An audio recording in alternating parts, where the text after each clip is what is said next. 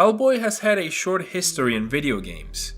Hellboy: The Science of Evil in 2006, a Devil May Cry style beat 'em up that resulted in less than favorable reviews. You can also find Big Red going toe-to-toe with your favorite DC heroes and villains in Injustice 2, where he was featured as a DLC character. But have you ever heard of Hellboy Asylum Seeker on PlayStation 1?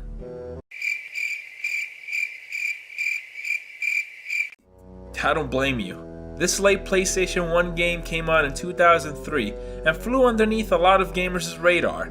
A Resident Evil clone set in the nightmarish world of Mike Mignola's Hellboy? Sign me up! And yes, you heard that right, a Resident Evil clone. Fixed camera angles, tank controls, puzzle solving, backtracking, it's all there! Well, all except maybe the quality you would find in a Resident Evil game. The Resident Evil-like gameplay mechanics being the most prominent aspect of this game, I figured that's the best place to start. So as you'll immediately notice, this game has fixed camera angles and tank controls. If you've never been a fan of these types of controls, this game is not going to be the one to swing your opinion. Myself being a longtime fan of Resident Evil and Silent Hill, I felt right at home. Although this game somehow made me feel like a newcomer to this type of gameplay at times. And that's because of the game's weird collision issues. When navigating the environments in Resident Evil games, you have a pretty good idea of where you're going and whether or not you're going to bump into a wall or a piece of furniture, even with fixed camera angles and all. But in Hellboy Asylum Seeker, there were a number of times where I'm trying to navigate the world but I'm bumping into nothing. It was really annoying, especially when you're trying to avoid taking damage. And while we're on the topic of taking hits,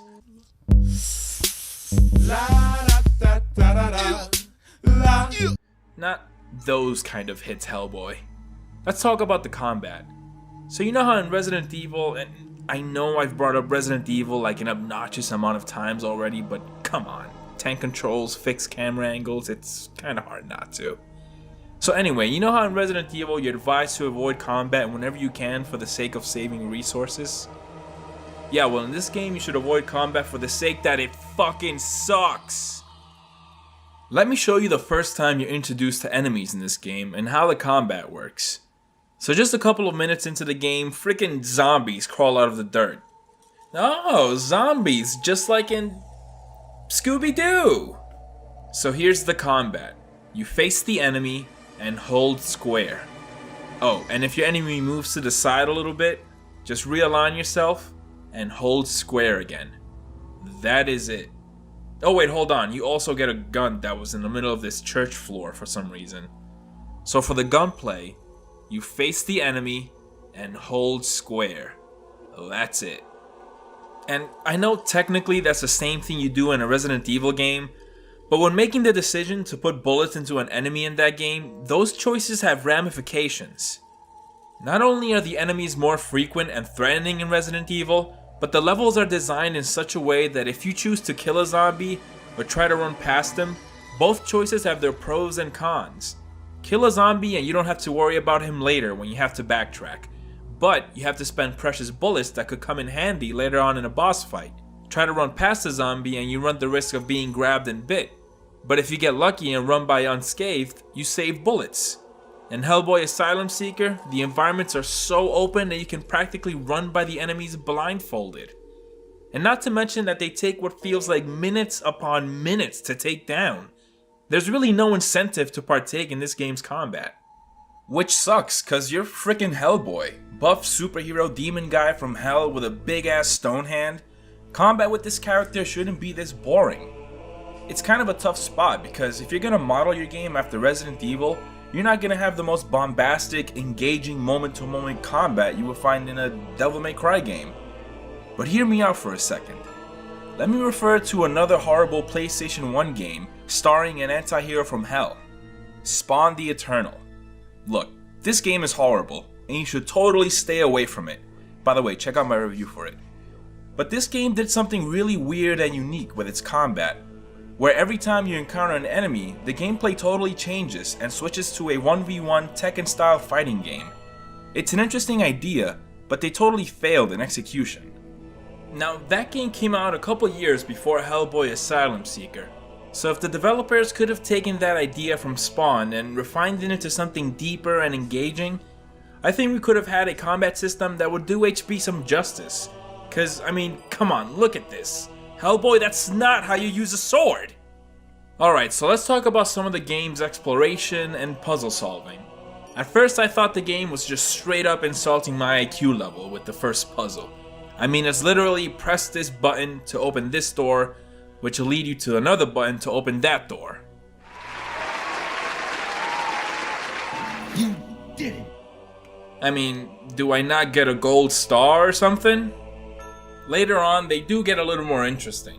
Like finding letters written in invisible ink which you have to hold up by a fireplace to reveal a puzzle solution, or giving psychiatric patients the right pill depending on the symptoms they're exhibiting. Yeah, you get to play nurse in this game too, it's pretty great. By the way, make sure you give the patients the right pill or else you're gonna end up with a dick full of vomit. One of my favorite ones is when Hellboy tempts a poor pig to jump into a well by tossing a bag of food into it, causing the pig to drown. Oh, and in that same area, there's a boy saying that if you get him some food, he'll tell you a secret.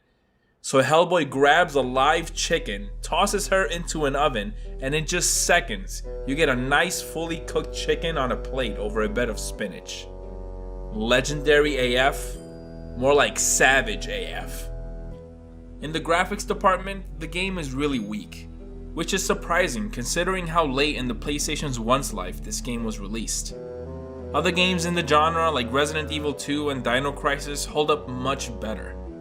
And that's definitely due to their use of pre-rendered background. Talk about a missed opportunity to accurately adapt Mike Mignola's signature art from the books onto a video game with pre-rendered backgrounds. Instead, the game uses traditional 3D modeled environments. And it's not the worst I've seen, but a lot of times the Hellboy model and the environment just don't agree with each other. It's really weird. And some of the environments are straight up eyesores. Like, what is this room? Did someone paint the walls with vomit? And I'm pretty sure this is supposed to be water, and it's just frozen in place. I mean, this level takes place in a sewer, so I'm pretty sure the water is not supposed to be frozen. Hellboy himself looks alright. Sometimes his filed horns don't line up with each other quite right, but hey, his tail is nicely animated. Alright, so gameplay, shit. Graphics, painful to look at. What about the story? I mean, a game based on Hellboy has gotta have some interesting tales to tell. The books have some creepy stories with Lovecraftian monsters, werewolves, ghosts. The game should at least have that up its sleeve, right? The game wastes no time and opens up with some old dude dropping knowledge about...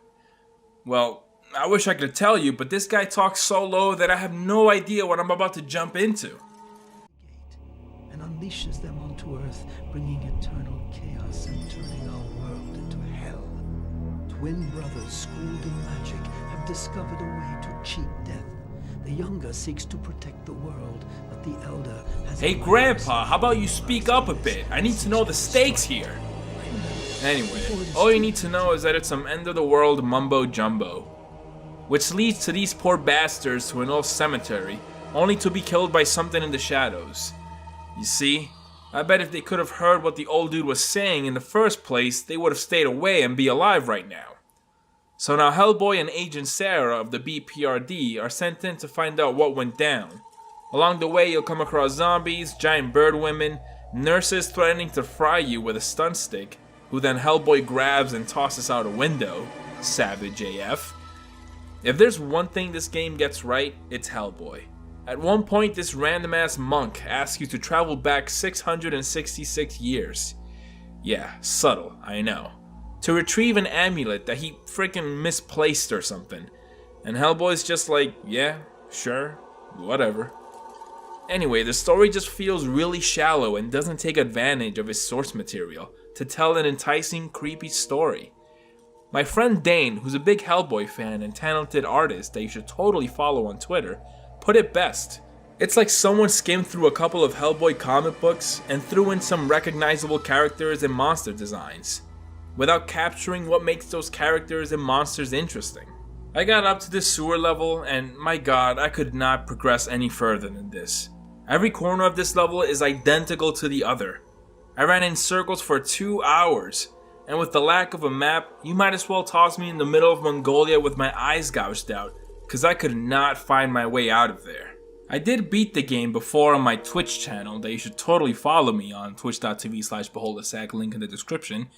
And from what I remember, you do eventually make it to Hell, where you face against a giant demon monster, but you don't really fight it. Anyway, the game just ends. It just ends. And thank God for that. We did it, everybody. We beat the boss. We beat the boss. With so much strategy. Yeah, so sadly Hellboy Asylum Seeker is not the obscure, underrated gem we were hoping it would be. Maybe someday I'll review Hellboy the Science of Evil, and it'll be a more pleasant experience. Let me know if that's something you'd like to see down in the comments. And if you want to hear some ideas for a much better Hellboy game, check out our podcast, Autosaving the Day, where me and my pals Josh from Panels to Pixels and Dane Amiot got together and pitched a brand new Hellboy game. And don't forget to subscribe here for more comic book game reviews. Before I go, I just gotta show you one last thing. It's a giant penis monster!